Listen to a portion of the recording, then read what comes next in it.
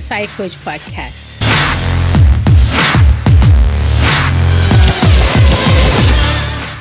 Welcome to the PsyCoach Podcast, the meeting place between depth, direction, trauma recovery, and leadership strategy.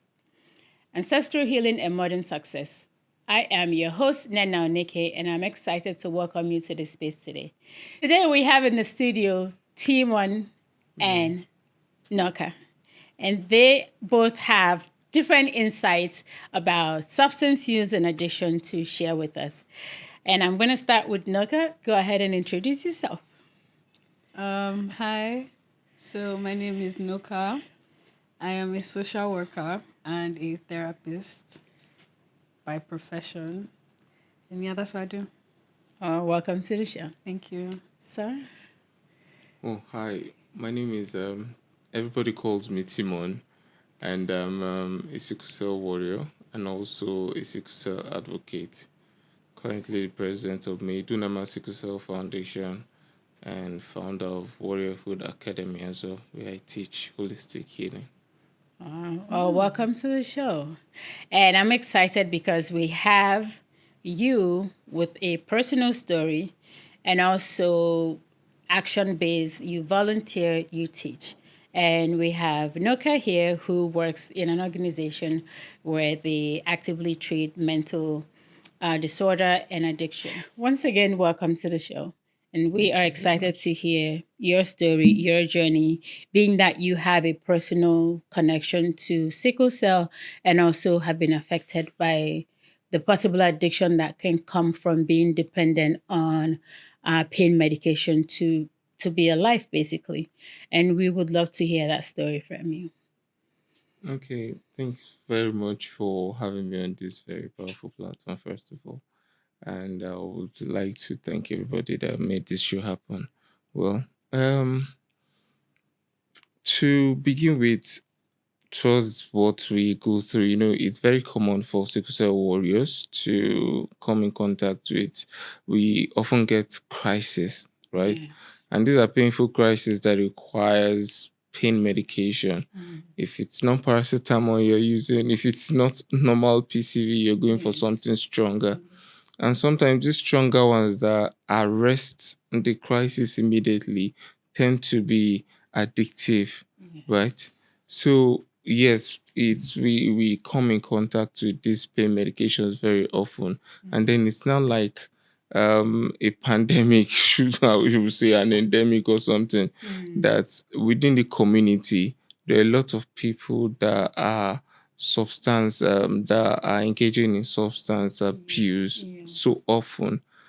I even tried the different times I've tried hosting WhatsApp conversations and programs and all that to be able to talk to them, because I also went on my own journey, right? I've had personal experiences of it. And yes, and also I would like to mention that sometimes this coming in contact is necessary for Yes. our healing, Yes. right? Yes, so it's sometimes because that's what we depend on for most times. And it also helps not just in crisis, for sometimes long-term complications of sickle cell. Yeah. I have gone through a vascular necrosis and healing process, right? That needed me to be dependent on a pain medication. And because it was the only thing that could take it off for me, I would throw up. That was in 2000 and I think 2005, no, 2003, 4, when I was detected with a vascular necrosis of the left femur. So the only thing, because we didn't have the money, we didn't have the funds to go for the operation as it was needed. So doctor had to okay, you have to be on a pain medication for you to be able to walk daily. Right. Because he told me positively that bones heal, but they take time. Yes. So that was the key word I used. So I believed in that healing process, and I stuck onto the pain medication. And it was like the faith I put in it. Because initially I was reacting to it in a negative way. I would throw up anything that goes into my mouth. I didn't like it. I didn't want it. But because I saw that it actually handled the pain, and that it to me became a necessity, I had to modify myself and use it. And then I used it for like 15 years during the long time period of this thing healing, the bone healing. And now I can actually, all the symptoms are gone, which is something that is kind of rare in the community. Everybody end up going for total hip replacement surgery, total hip. But I went on my own healing journey, holding on to that. Because tracing it back because the doctor put that faith in me that bones heal. Now, a lot of sickle cell warriors go through this thing and they change their pain medications as well. During that time, they get stigmatized for buying their pain medications. If you go to the hospital, they even the way they'll treat you based on you being in crisis is like you're here again, addict, but you want to get drug addict.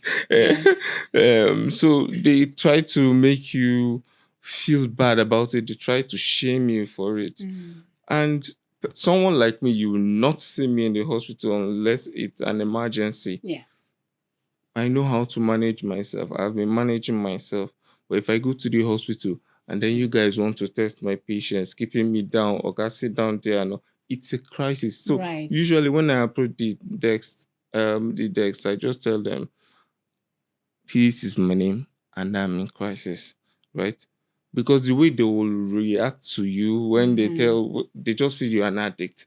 So the stigma kind of affects the community as well. So I hear that. I hear stigma a lot, and I think that's something we can come back to because the foundation for people healing on anything, whether it's a medical illness, mental, starts from tackling the stigma around it, being able to talk about it openly and having enough education and resources out there.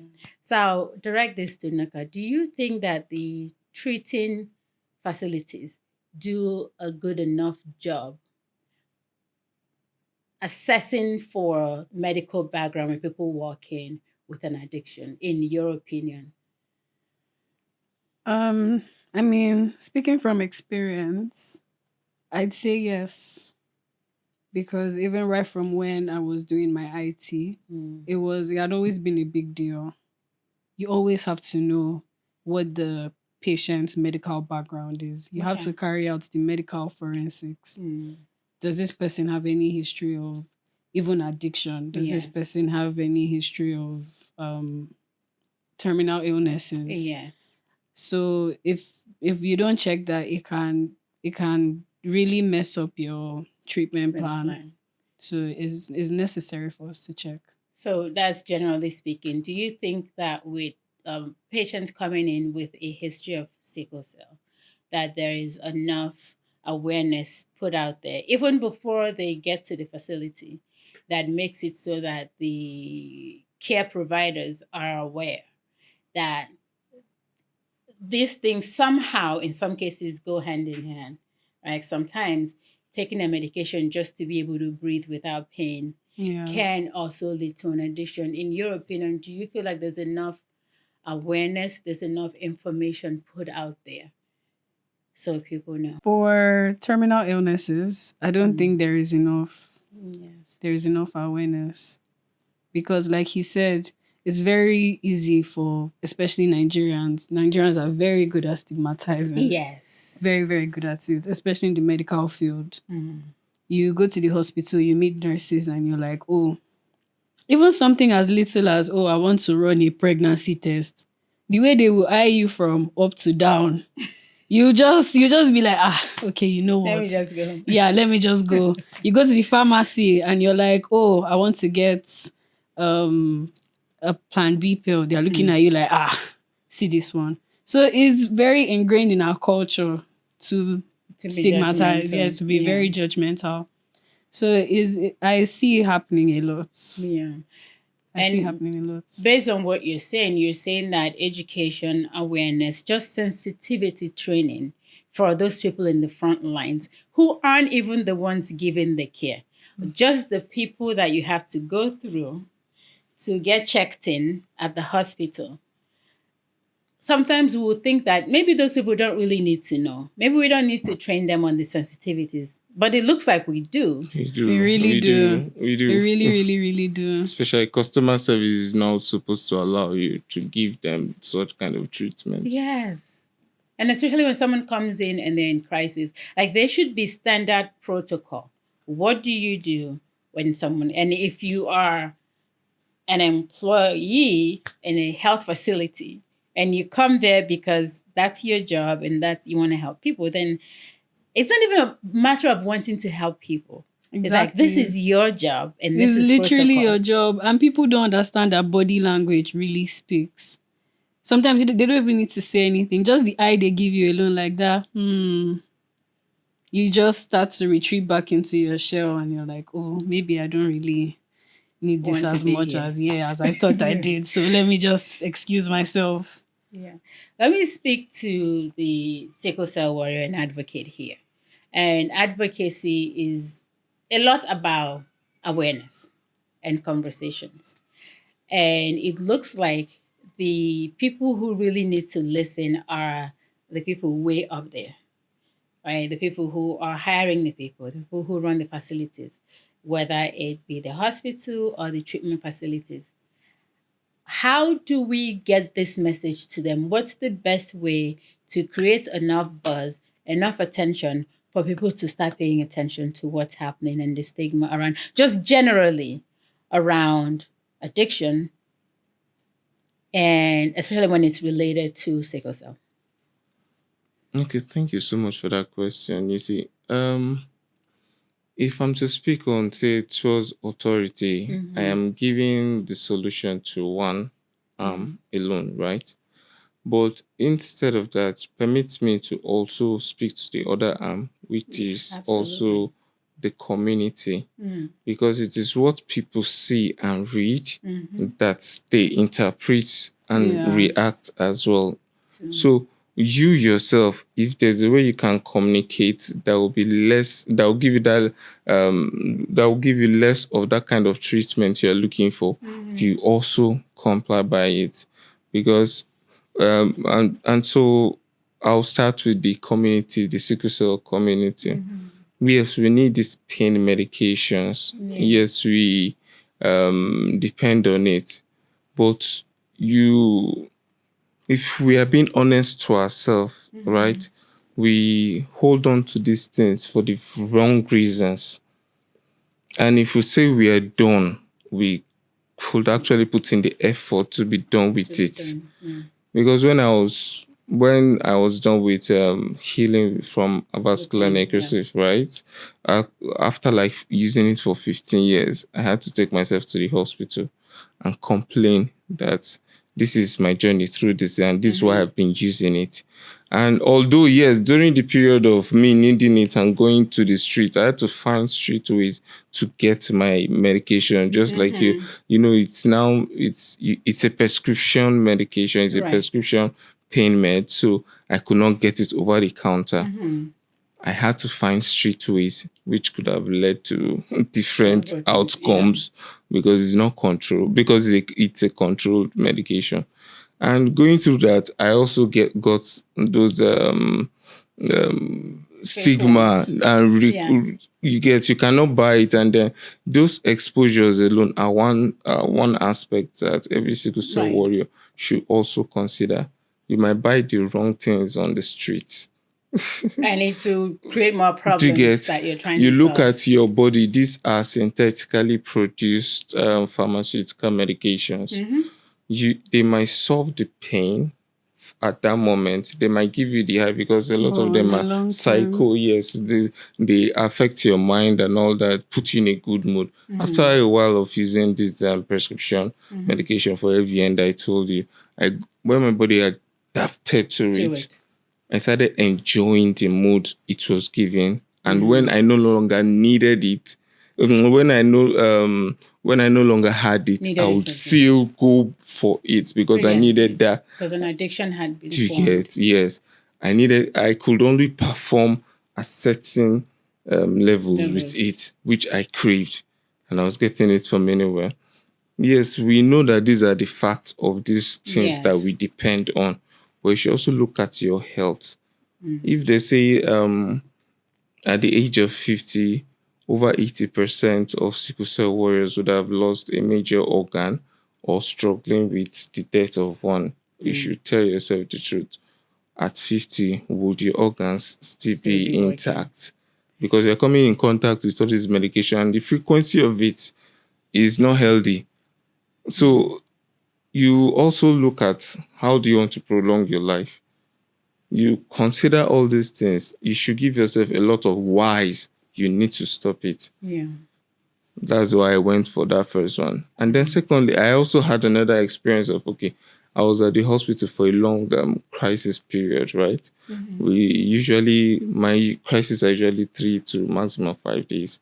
But over 2 weeks, I was at the hospital. And I kept receiving a specific kind of pain medication injection. And that was what was working for me. When I was discharged, the pain didn't leave and nothing else worked. So I still needed that pain medication. And if you have your network, you can get whatever you want. Do you get it? And then that's how I started getting it to control the pain till the pain left. But it left me with addiction. And there's we don't have the right education and communication to our community that, if you're done with this, we can help you. That's where I would look to their organization. Right. If they actually communicate to us, right? And we know that we will not be treated as addicts. A lot of them are tired of the problems. They would willingly go in They and would ask go. for help. They do not need those stigma on them. They do not need you to judge them. They brought themselves. Right. When I went for the first pain medication that I was addicted to for like 15 years, and I went to see the one of the doctors, right? And I told them I asked for the department, and then I went there. And then when I introduced myself and I brought a sample of it, that these are them I'm currently dependent on, and I needed their help, professional help, for me to get off it.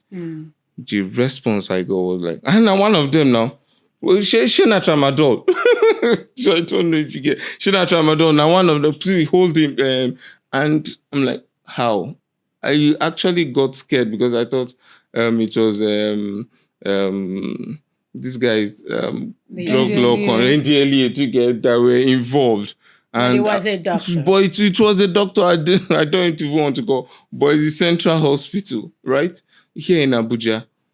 And it was the second time that I went. Then I met a very kind nurse, and then she put me through the process. I was going for therapy.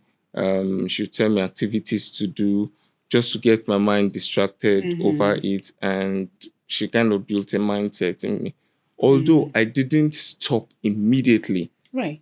Because I had a relapse. After I was already used to that mindset that I was enjoying with it. So there are some kind of life experiences you get that you just need something to do. Exactly. Yeah. So I was on that for another period of time again. But when I was really willing to be done with it, the medication that I was getting, they placed me on, I went on them personally without, once you continue to give yourself that determination and that why you need to end it, then you go on it and you do it. You can do it yourself. Do you get? If they have this official kind of communication, ads, commercials, or whatever it is, targeted information to the community, right? Yeah. We'll have more this problem lessened in the community. Yeah. If you see a lot of them, some of them are on pain injections for 8 years, 13 years. Somebody told me 18 years. Something I couldn't go beyond 2 years because I was having scars everywhere.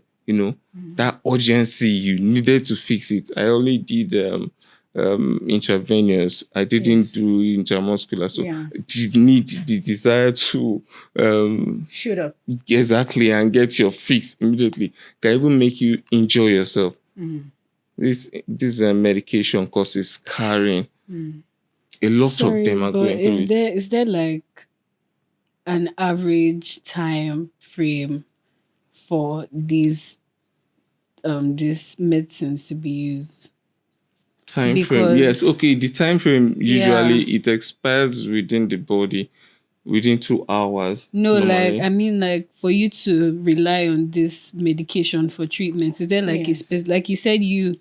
They told me. 18 years. So is there like a time that the doctor will tell you, okay, you need to use this intravenous medicine for so number of time, for so number of days, for so number of months or years? No. Those intravenous and whatever I was doing was my own dependence on the pain medication. So you were getting that on your own? On my own. Just on your own, yes. Okay. They won't give you prescription or instructions on how to give yourself injection. This is not done anywhere to get. So I think we'll come back to you in terms of the advocacy work, the awareness, education that needs to happen in the community to heighten their sensitivities around use your medication as prescribed. If the doctor said use 3 days for 2 months, for 3 weeks, follow that. And I think that kind of awareness is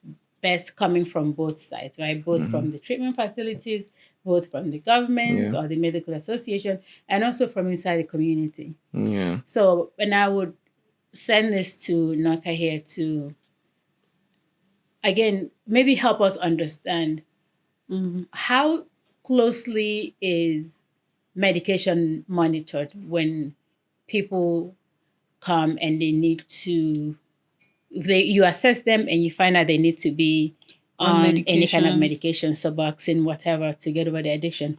How closely is that monitored when they leave? 1. 2, how does the availability of this highly addictive medication out in the open, in the black market, make it harder for people like your centers to do their job? Okay. Sorry, your first question was... Is how closely is that monitored? Like, say someone is on refill and you give them something that's supposed to last them 30 days. Like, and it's 15 days and they're back, they're saying they run out. How tightly is that monitored in terms of how often you refill? That's 1. And 2, I can imagine that the availability of these addictive substances in the black market will make it harder for them to manage it. Because if somebody runs through their 30-day supply in 15 days and they get from the black market to supplement it. Because they know that we will say no. Yeah, there's really no way for it to know. So just how hard is it to really do this work, knowing that these people can get their hands on it anyway? I mean, knowing that they can actually access it from anywhere is very scary. It is. Because you never know if it's even the right thing that they are getting. And they also don't know if it's the right thing they are getting. They're just like, I mean, it's the same name. And also there's a high risk for overdose. Yeah. So there is a very, very high risk for overdose. So the way we monitor it is in the center, they are timed. Their medicine time is timed, and then we have some patients that don't even like to. If you give them the tablets, they hide it on their they don't take tongues, and then they like bring it out later. But it is very tightly monitored in most rehab centers that you go to. But outside the center is when it gets tough, because they may tell you that, okay, yes, I'm taking my meds the way I'm supposed to be taking it, but they really aren't. Like you said, they'll go and then they come back and like, I'm out of this antidepressants that you guys gave me. And you're like, wow, what happened to the... Your 60-day supply. It was a full bottle of antidepressants. What happened to it? And they're like, I don't know. I needed them and I was just taking them. And you can clearly see that this has crossed the line from substance use to substance abuse. And it feels like there's almost nothing you can do, because for people with terminal illnesses, they need it. Yes.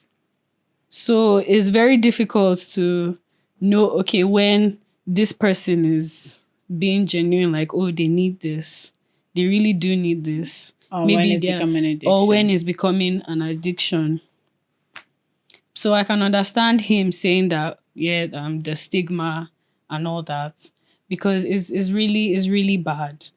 But at the same time, from a professional point of view, you see it makes it hard to do that. Yeah, it makes it hard to. It's very hard to decipher who is being genuine and who's not being genuine with what they really need and what they don't need. Yes. Because 18 years, like he said, someone using for That's 18 years time. on pain meds, intravenous, that's a whole lot of years damage. a whole lot of damage in their body. So it's very hard to ascertain that, okay, yeah, without sounding like we're being judgmental. Yeah, you're being judgmental. Okay, that being said, I think it's important to ask at this point, as someone who has been through it, you've been given medication that legally, medically, you need. If there's someone out there who's experiencing that right now, how do you know when you've crossed that line? Like, how do you know when the medication is no longer for this pain? It's now to feed an addiction. Like, at what point did you realize that you have crossed that path? Okay, first of all, for you to know if there's any path to be crossed, you have to be having an experience from this thing that is what's noticeable, right? Because most of them give a high. Just like all these cough syrups that all the street boys take.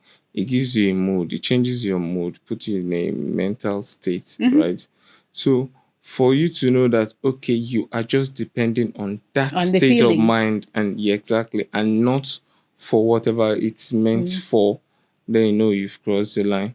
And then if you know that, if you can be honest with yourself, that you have lost control, that period that you will do anything, you get your fix, you know that you have crossed it. The moment it starts affecting your regular mood as well, if it's interfering with your sleep, because that's what that pain injection was doing to me. It started interfering with my sleep. I was having a lot of insomnia, and that was when I took myself back to the hospital. Yeah. And they told me, okay, they diagnosed me with 2 mental health challenges, and then they say this is what is triggering my desire, my need for it. They took me through a kind of journey that I got to understand that, okay, my craving and my need for this wasn't because I just craved for it. My body had its own system, and so I went for the treatment. They gave me what will handle the whole withdrawals and all that. So yes, there's a point you will, if you're honest to yourself, you will see it. Like that pain medication also was giving me scars on my body, which I didn't want. I was scrambling for how to get it into my system every day. Your money must go into it, especially for one of the main indications are your finances going into it. Yeah. It cripples you, and you know the prices are not stable. Right. They keep increasing and you keep buying. Not because of the pain. You're strong. You're strong out. Right. So when I started with the first pain tablet that I was taking for vascular necrosis of the left femur, it was it started as 100 naira or 50 naira. Yeah. But when I stopped it before the pandemic, it was 900. Wow, that's quite. It was a journey. You get it moved that way, right? And then the same thing with the pain injection. Now, it started as 180. I think a pack now is around 9,000 naira. Demand supply. And those that are on it cannot do without it. Yes. Because the withdrawal you get is terrible. it will make you go for it. Yeah, that's So at that another point, serious thing. yeah. The withdrawal symptoms. Yeah. So sorry, I have a question. How do you decipher between the withdrawal symptoms and A crisis. and a crisis? Because you're relying on these substances. Well, withdrawals do not give you crisis pain. Crisis pain comes as crisis pain. Do you get? It's a whole different feeling. Yeah. But withdrawal symptoms now comes with a lot of mixed signals. You Throwing start up. catching cold, throwing Shivering. up, shivering, cold, you running nose, nose. running temperature. You can't sit one place. You know, all these things Shaking. don't come with normal crisis. So when that one does, after a while, you know, it's a journey you're going through and it's getting to leave your system. That's another thing that I didn't want to, another reason why I didn't want to get myself committed to a facility, because the way they would have treated me would have been different. on a generic level. And if my body cannot handle the that. withdrawal that you're putting me based on your own schedule, I might cause a bigger think problem. it's a punishment that you're punishing me and now go back to it after I leave your facility. Because I desired it, I had to set what they call it, like timer. 12, I take it 6 a.m., 9, 3, 6, like that. And then I started decreasing the time to make it, okay, instead of taking it 4 times in a day, take it 3 times. Take it, just It was like, tapering down. stepping down, which is what we normally would do. Yeah. Gradual reduction. Yeah. If someone is on a medication and looking to get off of it, we start by, if they were taking 10 mg, we'll go to 7.5 and then 5 and 2.5. Just check your tolerance level. Right. Because when people feel like they can just stop, and then it creates a bigger Cold turkey problem, doesn't work. and now they're back. It That's insightful. So this question is going to be to the both of you, and you can speak from your own insights. From your opinion, professionally, personally, whose job do you feel like it is to really ramp up on the awareness and education on the dangers of addiction, especially for people who have a medical need to be on addicting substances? Do you think it's the community? Or do you think it's the government agencies or the treatment facilities? I would say it is the authorities, the government, those in authorities that have been elected and voted, put in place, or that they've been appointed to handle us, right? Say Department of Health. The Ministry Yes, of Health. exactly. Ministry of Health. And I understand that they have sickle cell centers now in most of these big hospitals. They are also supposed to be in charge of a lot of communications to the community, targeted at us, targeted towards us at the community, to educate us on these things. They have the resources, they have the budget, Right. they have the calling, they have the office for it. The community, it has to be voluntarily. Yes. Because you deal with interpersonal issues like, okay, now it took me a long time to become an advocate. Right. The stigma with sickle cell, immediately you start talking about it, you experience it real. Do you get? And people are like, oh, yeah, so you have sickle cell, all those kind of things. How many people want to be seen that way? Yeah. So you cannot say the community they should do it, because it's a voluntary something. It's whoever has the courage to speak that will speak. Let me follow it up with just directly to you. Do you feel like they have any responsibility whatsoever? I do. We all do. We all do have responsibility to pass on the knowledge that we've gained from going through this. That is why I started speaking. That became my strongest why. Okay. Because I knew that sometimes I also use it as motivation.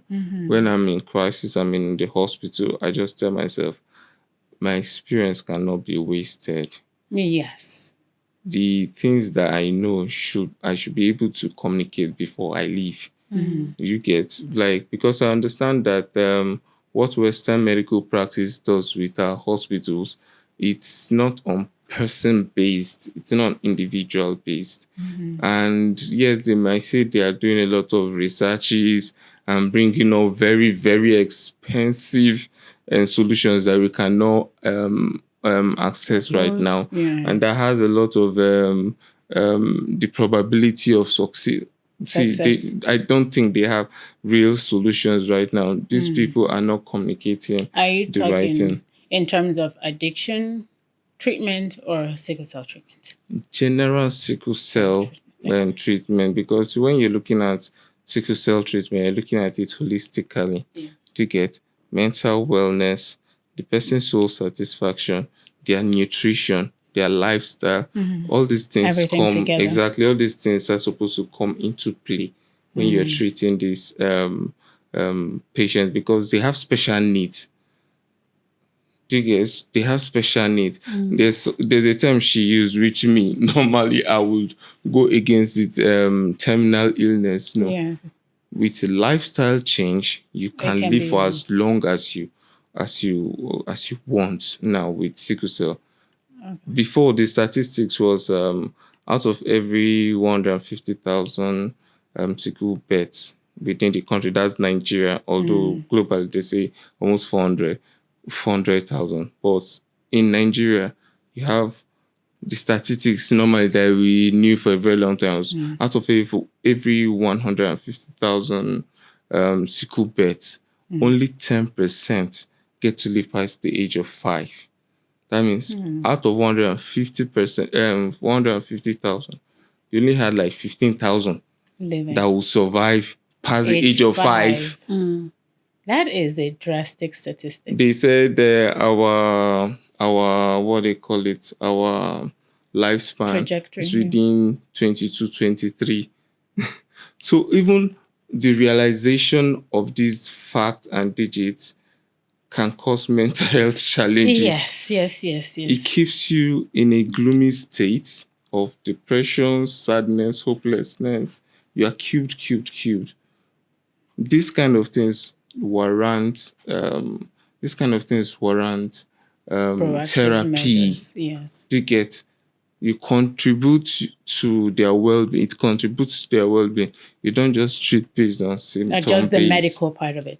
All right, we'll come back to your holistic approach. Let's hear from Noka about whose responsibility it really is to push out this information, to make sure that people are well informed about things they can do to make their conditions a little manageable, and also the addiction that can arise, and also the understanding that these facilities hopefully have gained about the medical condition and how to address it when someone comes in and not lump them into.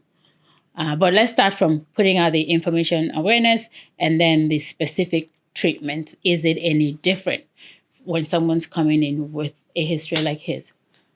Okay, so I personally feel like it's the job of everyone involved in the treatment to actually pass across the message, to destigmatize it, to destigmatize treatments, addiction treatment, and sickle cell treatment. Yeah.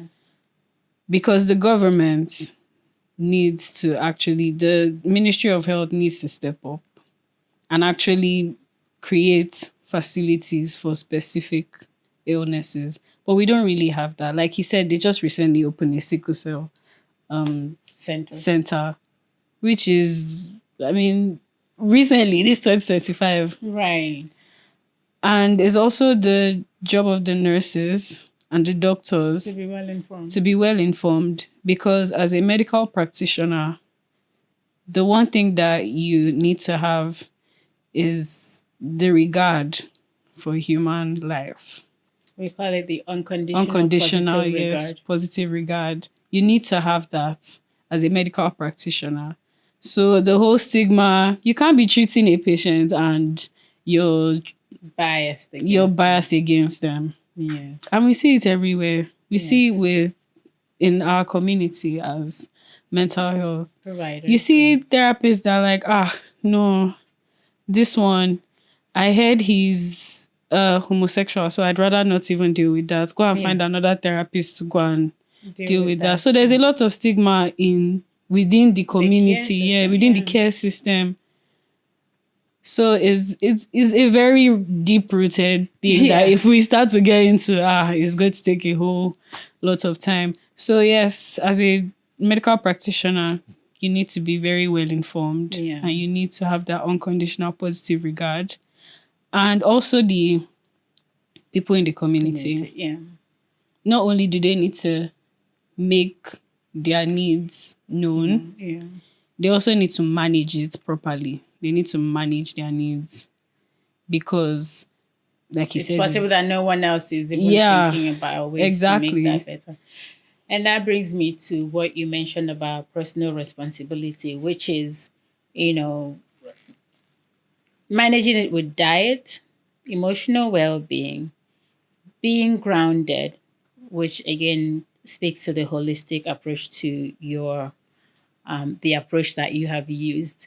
I have a saying where I say that someone's not really well until they've figured out a balance between their personal, which has to do with their mental, emotional, physical health.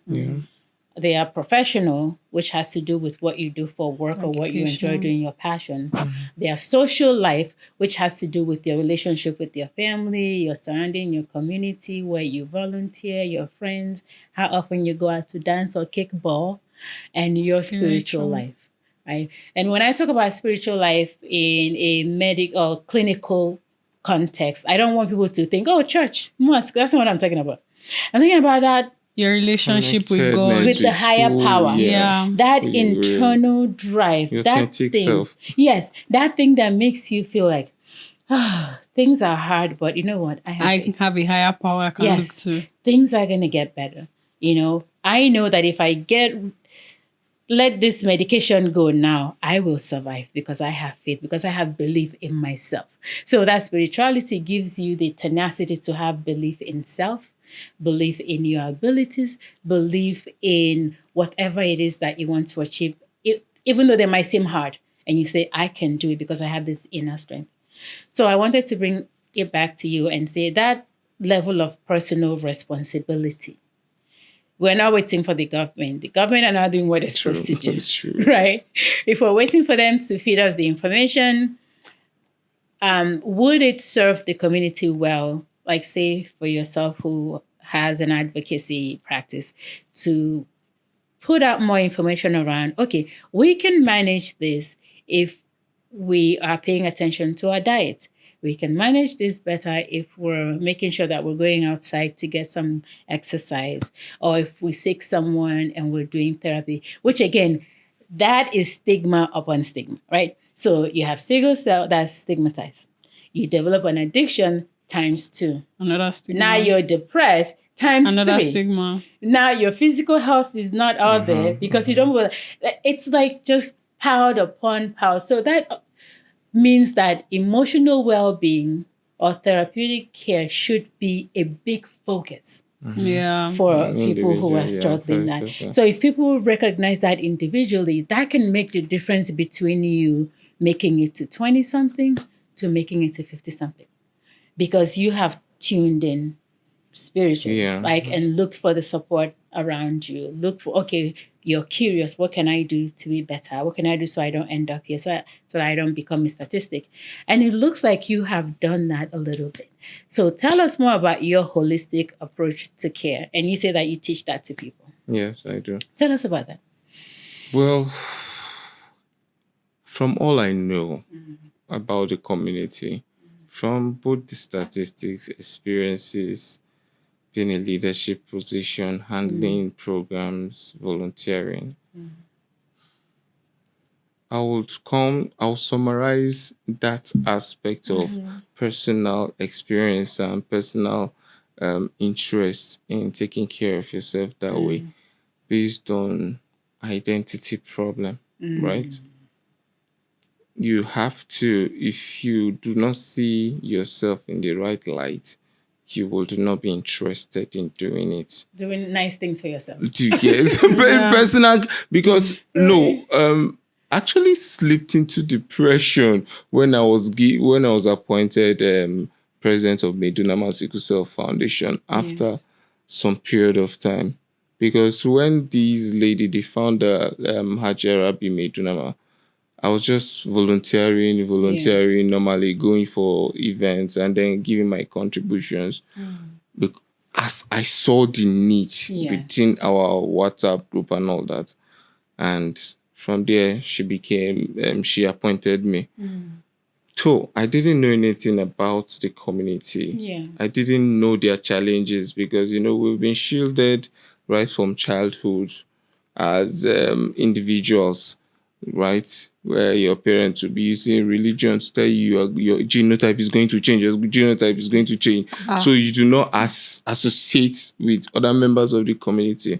So when I was given this, I needed to know who are the people am I supposed to be present over. And on getting to educate myself, both from experiences, open conversations, and reading about it, the facts, the experiences, everything was almost overwhelming. It's gloomy, it's dark, there's no hope. That's why I don't find a lot of celebrities or open people succeeding in life about it. I'm grateful to Adekunle Gold for what he's doing. But he also followed the strategy. He didn't say anything about it till he got there. Because of that stigma, it limits you. Okay, so we're wrapping up with it. And I think what I'm hearing, in addition to everything else, social connectedness, finding a group, being part of a group where people have shared experiences is important. It's part of that holistic approach to care. It is. So I didn't finish on that identity, but just help. Let me just round up. So with that identity now that you do not know how you see yourself, right? If you see yourself as somebody that heals every time you come in contact with a challenge, you would have hope that even this one you're going through or the next one you're going through, you heal from it because you've always healed. We have crisis frequently. That's an identity. But if you have the identity of somebody that is always sick, a sickler, I don't accept that. For you can't call me a sickler for me to not even just keep quiet about it, to not talk back at you. You get. Also, we try to reorientate and change certain terms. Instead of calling it sickle cell disease and making the person feel diseased, you can say sickle cell disorder and stick to it. Then that kind of identity that you're changing will empower the minds of members in the community for them to want to try. A lot of them go through life gloomy, depressed, sad. I'm always, no matter what I do, I will always have crisis. I'm having AVN, I'm limping. If not for sickle cell, I would have been tall. If not for sickle cell, I would have been this, I would have been that.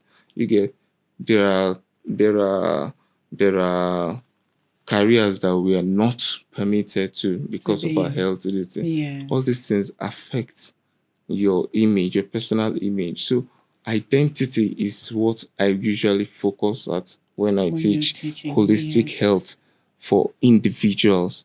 If you change their perspective, then the interest will follow. But if you're just saying you're doing interest, I wrote a manuscript about a book about management for sickle cell, and I just went directly into holistic care. I saw that it was just like another textbook that you're giving into the community. I had to add personal stories to it, which got them interested, and they could connect or relate with my experiences, my challenges. So you have to inspire that interest in them. Give hope. Before they can do it. Else, a lot of them live in a gloomy world. That identity is just there.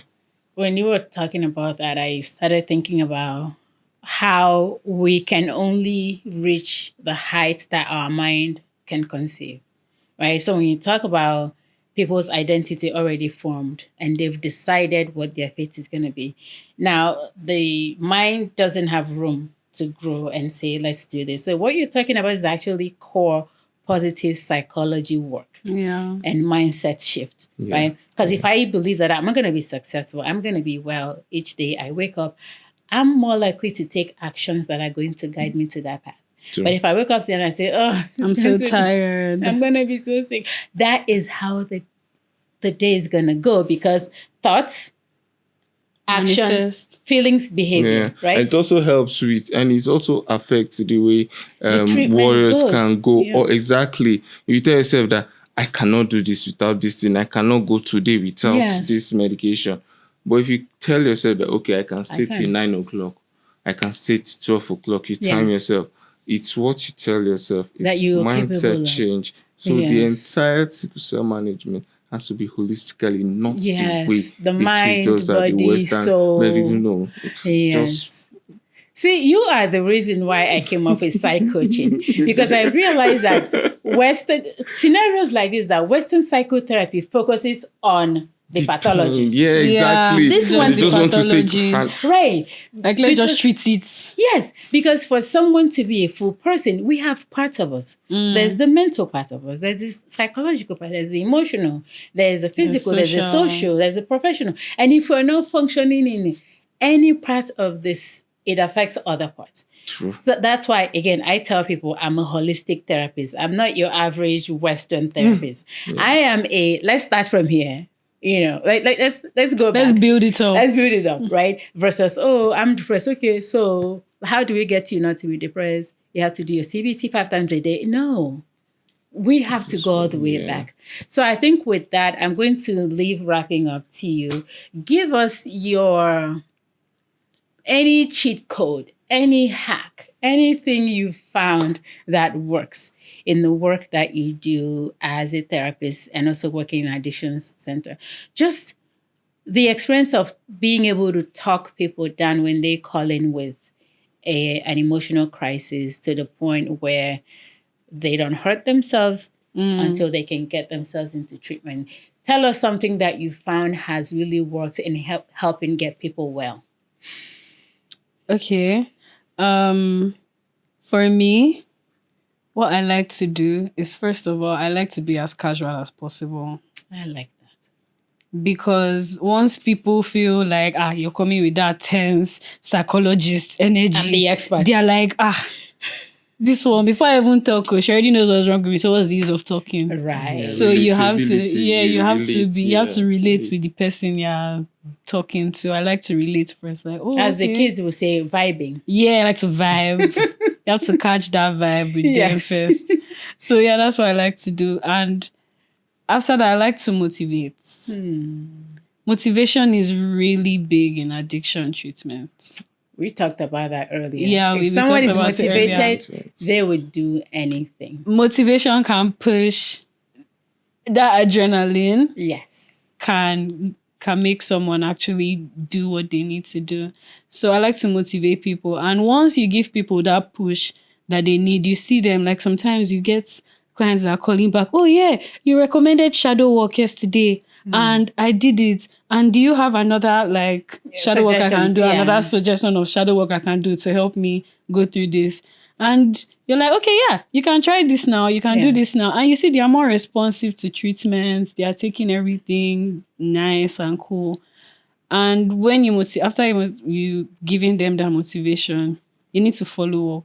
Yes. You following up with them. Yeah, follow up, because it's very easy for people to lose track. Yes. It's very, very easy for people to lose track. So once you give them that motivation, like maybe once a week, or even if you don't do it once a week, twice a month, let's say twice a month, like a bi-weekly thing. Just, hi, I just called to check up on you, and I hope you're doing well, and I hope you're taking your meds and you're doing your shadow work and all that. And then you just throw them some tips. Have you heard of 4Ds? Yes. The 4Ds of relapse prevention. That's delay, denial. I don't remember the other 2Ds right now. But basically, you delay yourself. Can I go without this for 45 minutes to an hour? And then by the time you delay, you see that it's easier for you to go. Push a little further. And you're like, I went 2 hours and I'm still alive. Yeah, I can do the remaining 22 hours of the day. And you just keep that positive mindset. So yeah, those are my hacks basically. I like that. And and giving people tools, I think that proves that sometimes people coming in and talking and just talking about how they feel is not enough. Yeah, You it's have to give definitely people not enough. tools that they can use on their own, because from your I'm experience, a people big call fan back. of homework. Yeah, people call back and say, can I have more? Which is rare. I'm a big fan of homework. Like, Yes. go home and go and do this. Something, Go yeah. get yourself a gratitude journal. Take a picture of it. Let me see your Let me see gratitude that you journal. have it. Let me see that you actually have it. And that's when you get good response to Yes. treatment. All right. Any last words that you want to share with our audience before we wrap up? Not really. I believe we've said enough. We've really gone deep. Yes. And yes, it was really good to get this off my chest Yes. on such a platform as yours. Yes. Because you guys are a powerful voice, and we believe that it will reach the right people. We hope to be. And that's why we're doing this. We want to have conversations. And we believe that whatever the issue is, starting a conversation can be the beginning to solving and finding solutions, because a problem half shared. That's all. Yeah. And I just want to thank you all for coming. Thank you for having us. I always like to say that sometimes when we talk about deep issues like that, we might feel tired. Just take some time, take care of ourselves. Things might come up. It's not easy to share such harrowing experiences. So, and thank you to our audience for joining us today. And we've had insightful conversations around addiction, sickle cell, and the stigma around treatment and the reasons why some people might hold back from getting treatment. And you might have stories or experiences. Feel free to share, like, comment. Let's keep the conversations going. Thank you again for joining us. And remember, the goal is to always find balance in our personal, professional, social, and spiritual life. Thank you.